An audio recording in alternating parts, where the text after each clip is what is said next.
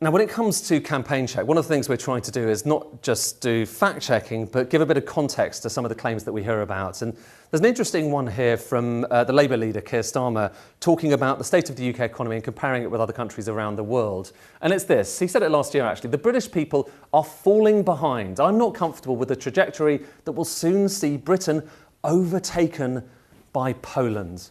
Well, what is that trajectory? Let me just show you what the Labour Party and the Labour leader were talking about here.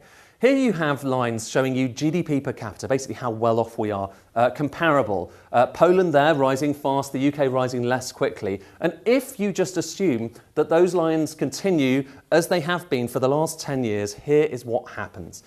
The red line goes up very quickly, the blue line goes like that, and indeed by 2030, look, that red line has overtaken the blue line. Poland has overtaken the UK in terms of GDP per capita. So that is the point that Keir Starmer is making. But here's the thing. You can't really treat economics like this because fast-growing frontier economies, they don't always maintain their growth rate. You can't always assume that that's going to continue as it was before. And actually, interestingly, the International Monetary Fund has done its own work, an actual forecast on what happens in the future. And look at this, okay? Compare it with those other lines. The UK goes up more quickly. Poland goes up less quickly than the extrapolation. And actually, towards the end of the decade, the UK is still 8% bigger. Yes, they're certainly narrowing, but not half as quick as you might have got the impression from Keir Starmer. And to give you a sense of just how ridiculous this is, let's do the same experiment, not just with the UK, but with Poland and the whole of the G7. So these are all the G7 nations like the UK and Germany and Japan and so on. That's the US, as you can see. What happens if you extrapolate recent growth with the future? Have a look at this, okay?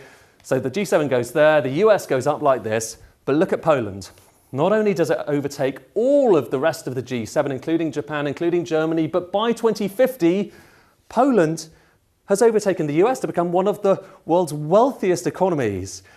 It does seem slightly extraordinary, but that is the mathematical trick that's being played there in order to make it seem like the UK is falling behind.